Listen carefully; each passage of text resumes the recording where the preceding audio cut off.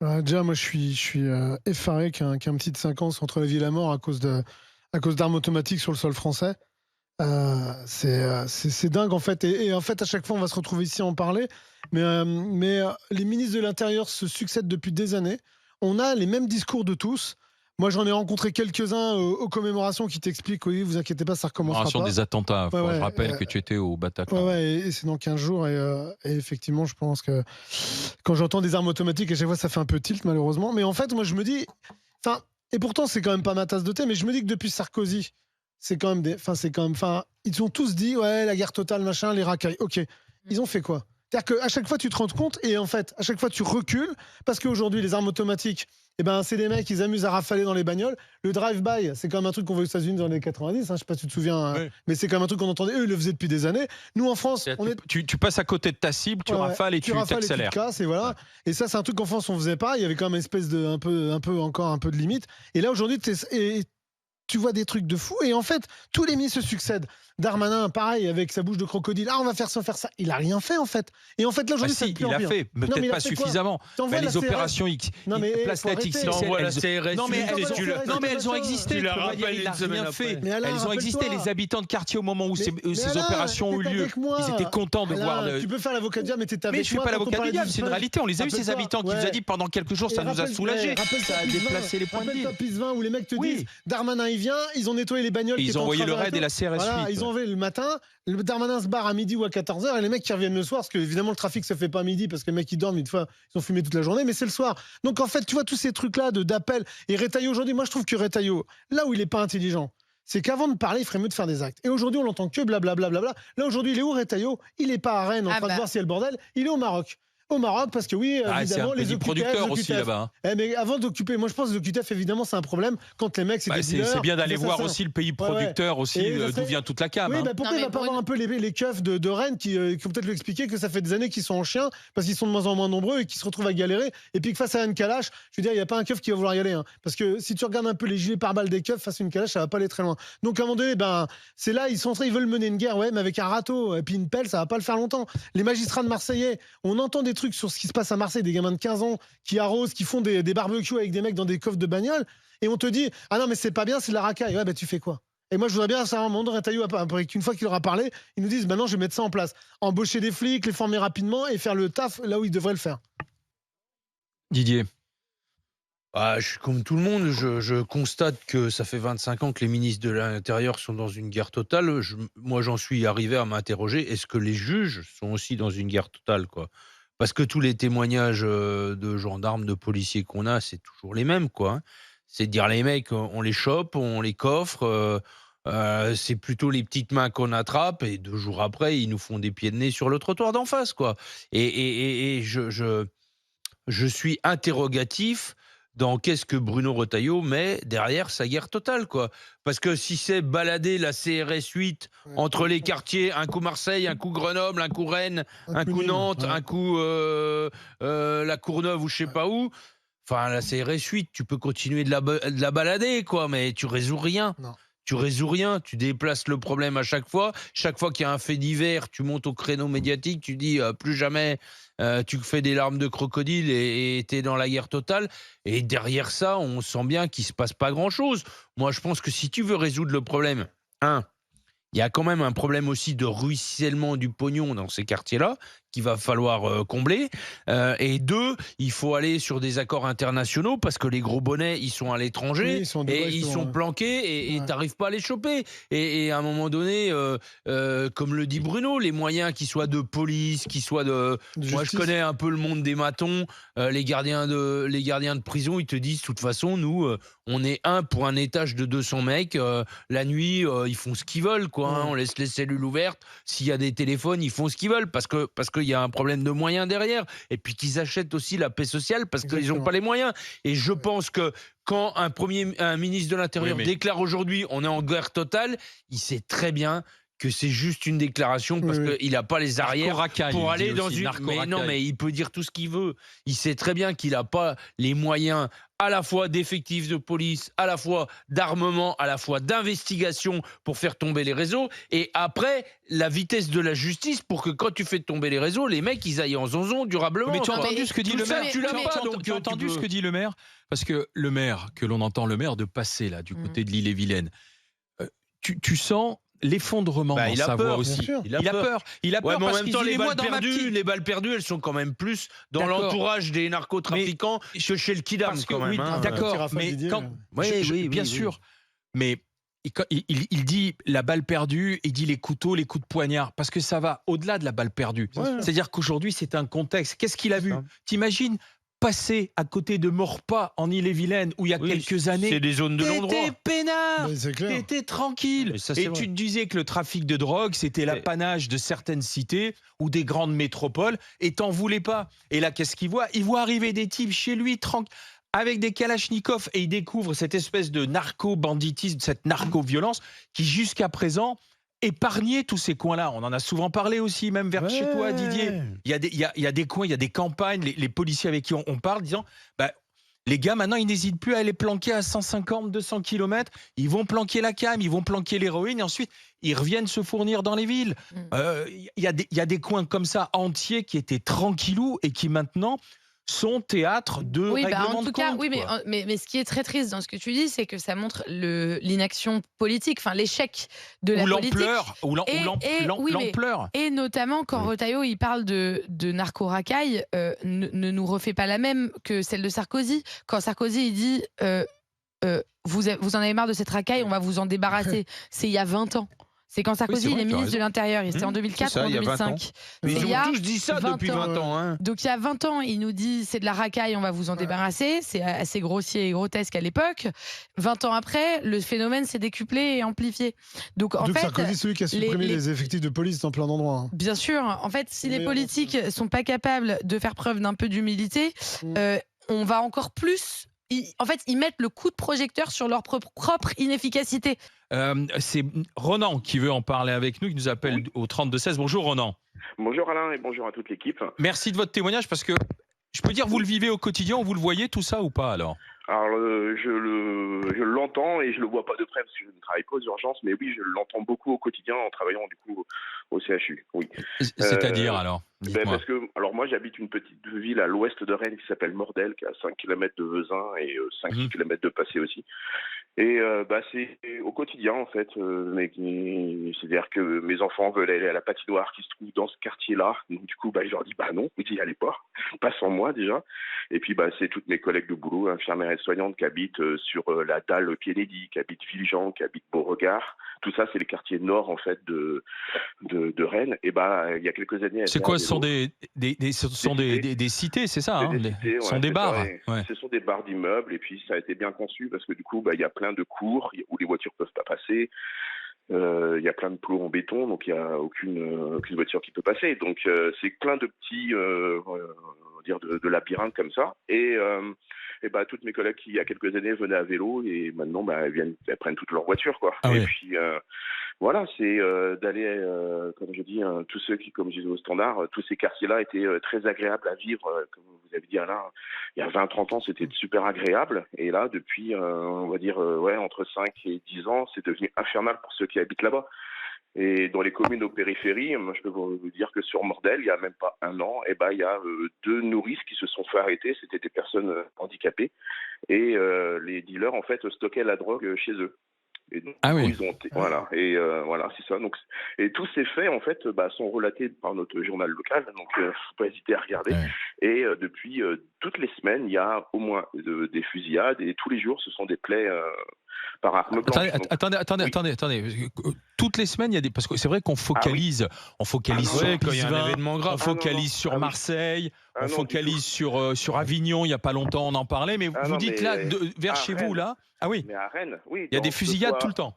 Ah oui, regardez sur le Ouest France et vous regardez, mais tous les jours, toutes les semaines, que ce soit à Morpas, que ce soit à Clenay, au Blône, à Villejean, toutes les semaines, en fait, il y a des règlements de compte par arme à feu. au moins une fois par semaine, et quasi quotidiennement, vous pouvez voir dans la presse qu'il y a des blessés par arme blanche. Alors, soit dans le centre-ville, du coup, sur la République, où c'est devenu très dangereux aussi, le soir. Et puis le soir, vous verrez qu'il n'y a plus personne à vouloir, même les soirées étudiantes, le jeudi soir, si vous êtes tout seul, je vous conseille de rentrer à 18h. Ah ouais, carrément. Bah ouais, moi je suis arrivé à Rennes, j'avais 18 ans et là j'ai 46 ans. Donc ma vision est un peu différente. Mais, donc en 28 ans, voilà. vous avez vu tout cet habitat, tout cet environnement se dégrader, quoi, en fait, c'est ça. Changer, c'est devenu compliqué, ouais, en effet, d'être en sécurité. Est-ce que c'est vrai que ça s'est communautarisé aussi? Parce que j'entendais des policiers raconter que c'est aussi une guerre entre, je crois que c'est les Comoriens et les Guyanais, pour qu'ils mettent la main sur le trafic de drogue aussi. C'est possible. Ça, je sais que c'est par quartier, ça c'est sûr. Mais après, je sais pas du tout, j'ai pas relevé, je sais pas. D'accord. Et puis voilà, je voulais aussi relever le fait que la police municipale de Rennes a fait grève il y a peut-être 15 jours, 3 semaines de ça, parce qu'ils voyaient justement cette violence monter, et eux ne sont pas armés, ils se sentent totalement impuissants aussi. Et ils interviennent pas dans ces quartiers-là. Enfin, ils ont que des tasers et des matraques, ils peuvent pas grand-chose. Et puis alors voilà, la CRS 8 qui va venir, elle est venue il y a 1 an et demi, 2 ans, au moment des manifestations bien sûr. Une semaine, et puis c'est tout, quoi. Parce que si vous ne voulez pas, en fait, que Rennes un jour soit qualifiée de narco-cité ou narco-ville comme Marseille, c'est vrai que c'est maintenant qu'il faut agir, quoi, en fait. Maintenant, il faut pas perdre de temps. Ah oui. Ouais. En même temps, on parle que de la partie règlement de compte, production, mais... Enfin, moi, je suis désolé, si la drogue, elle se déplace dans des milieux de plus en plus périurbains, voire ruraux, c'est aussi parce que les consommateurs, ils y sont, quoi. On peut pas non plus toujours dire on va faire la guerre, machin. Enfin, moi, je suis désolé, c'est le nombre de consommateurs qui a changé en 20 ans aussi. Et c'est les lieux de vie des consommateurs. Non, mais on peut pas toujours taper sur ah oui, bien sûr, vous avez que d'un raison. côté, quoi. Enfin, la responsabilité des consommateurs, tout le monde est tombé à bras raccourcis sur l'ancien garde des Sceaux quand il a dit que quand tu vas acheter ta barrette de shit, tu as un peu de sang d'un gamin de 15 ans qui est narcotrafiquant ou qui est chauffeur et qui se fait tuer sur les mains. Mais il faut aussi le dire, ça, et responsabiliser ceux qui consomment, quoi. Oui, mais mais je suis désolé, il n'y a pas de trafic sans marché, quoi. Oui, mais le problème de ça, c'est que ça marche sur tous les sujets et que ça nous fait rentrer dans le triangle de l'inaction. C'est-à-dire, par exemple, mais je n'ai pas dit qu'il fallait être dans l'inaction. Les pesticides, il n'y en a pas s'il n'y a pas de consommateur de pesticides. La malbouffe, il n'y en a pas s'il n'y a pas de consommateur de malbouffe. Les cigarettes, il n'y en a pas s'il n'y a pas de fumeurs, etc., etc. Et le problème de ça, c'est que ça fait que on se renvoie la balle. L'État dit, c'est les consommateurs qui n'ont qu'à pas consommer. Les consommateurs disent, c'est les entreprises qui n'ont pas qu'à produire. Et les entreprises disent, c'est l'État qui a qu'à nous mettre des normes. Et en fait, on rentre dans un triangle de l'inaction qui fait qu'on n'arrive pas à régler cette guerre du narcotrafic en l'espèce. Et moi, là où j'hallucine, c'est quand on fait ou de la déresponsabilisation à l'extrême ou de la surresponsabilisation à l'extrême. Ce qui est tout aussi grave. Quand Bruno Retailleau dit « je vais gagner la guerre totale contre la narco-racaille », ça va les chevilles. Il sait qu'il n'y arrivera pas, déjà. Non, mais ça va les chevilles, parce que Bruno Retailleau, il faut quand même rappeler, il vient d'un des plus petits groupes à l'Assemblée nationale. Les Républicains. Ils sont tout petits. Oui, mais là, il a eu de la chance parce qu'il y a eu tellement un bordel. Alors, il a le droit de se... Et si demain, il va décrocher les moyens pour qu'on fasse reculer le trafic. Il est aux manettes pour combien de temps? On s'en fout d'où il vient. Non, mais on s'en fout d'où il vient. Mais là, il nous dit, je vais gagner la guerre totale. Juste guerre totale. La dernière fois qu'on a utilisé ce terme, c'était pendant la Deuxième Guerre mondiale. Guerre totale. Je vais gagner la guerre totale contre la narco-racaille, mais je suis moi-même dépendant d'un gouvernement qui n'a même pas de majorité, qui va devoir passer un budget au 49.3, qui est là pour je ne sais combien de temps. En fait, Bruno Retailleau, il a l'emploi le plus précaire de nous tous autour de la table. Donc, s'il était capable de gagner la guerre... En fait, la surresponsabilisation et la sous-responsabilisation, ça abîme le débat. Bruno, merci Ronan d'avoir été avec nous. Ah ok. Bon. Non, allez-y, vous vouliez ajouter quelque chose, pardon, excusez-moi. Je voulais juste dire, est-ce que pour gagner une guerre des narcotrafiquants, est-ce qu'on doit faire comme d'autres pays, légaliser ou pas? Ce qui fait, je sais pas. C'est un débat qu'on a eu au boulot ce week-end. Non mais vous avez raison. On pourrait rapporter des sous à l'État et on pourrait gérer comme on gère le tabac et puis voilà. Après. Non mais c'est clair. Si vous voulez, mais Ronan, vous avez raison dans la mesure où il y a des questions qui ont été posées par différentes formations politiques, mais pour le moment, il y a toujours eu des ministres de l'Intérieur sur ces dernières années qui ont été sur la répression et pas du tout sur le débat sur la localisation. Alors qu'il y a des maires qui ont proposé de faire un essai. Alors, ce serait peut-être intéressant de faire des expérimentations locales, voir ce que Oui, ça pourquoi apporte, pas. si ça Mais fait voilà, baisser le en fait, trafic. ça marche dans et rendre certains l'argent, pays. bien sûr. Au niveau international, il y a des grands pays comme le Canada ou même proches de nous qui l'ont fait. Et voilà. Après, L'Allemagne. l'Allemagne aussi, ouais, j'ai oublié. Merci, L'Allemagne moi. depuis cette année. Voilà. Les pays Et nordiques voilà. aussi, mais Et c'est pas la même puis, discipline. Voilà, ça peut sûrement aider à nuire à ces trafiquants qui gangrènent en fait notre quotidien ici à Rennes, quoi. Et Vous je peux avez vous raison. dire qu'il n'y a pas un seul collégien qui est du côté de Maurepas qui rentre en sécurité chez lui dans le quartier là, quoi. Mais juste, vous avez totalement raison. Et moi, c'est ça qui est insupportable quand on dit le pauvre député LFI qui a acheté de la 3MMC. On en parlera avec on Éric en reparlera, Coquerel mais tout à l'heure. Ouais. oui, mais en fait, à déresponsabiliser les consommateurs comme ça, C'est ça. enfin, c'est le serpent non, mais qui se je mord la comprends- queue. Le kidam lambda, mais lui, restez, parce le qu'on en kidam parle. lambda, il se sent dans son droit quand il va acheter sa barrette. Voilà. Ah, mais- Et les députés le font bien. Ronan, merci d'avoir été avec Voilà. nous. On va rester du côté de Rennes, de l'Ille-et-Vilaine, avec Luc qui veut témoigner. Bonjour Luc. Oui, bonjour Alain, bonjour à toute l'équipe. Bonjour Luc. Vous vouliez apporter vous aussi votre témoignage. Dites-moi. Ouais, parce que je suis aussi résident en Rennes. Oui. Donc, dans un quartier pas très loin du Blône. Il y a quelques mois, il y a eu un fait d'hiver avec pendant une heure, ça jouait de les mitraillettes. On imagine, c'est vrai que le quotidien à Rennes, où on croit normalement vivre dans une ville tranquille, paisible, mais depuis une dizaine d'années, c'est vrai que ça a beaucoup changé. Là, la CRS va venir sur le quartier de Vigilance. Ce que je crains, c'est que les dealers, ils vont se déplacer de quartier. Oui. Ou ils vont rester à l'intérieur et puis ils vont faire le moi, je suis dans business le quartier autrement. tranquille. Le problème, Ouais. c'est que quand la CRS, il y a quelques mois, sont venus dans le quartier du Blône, tous les dealers ont ripé dans nos quartiers, en fin de compte.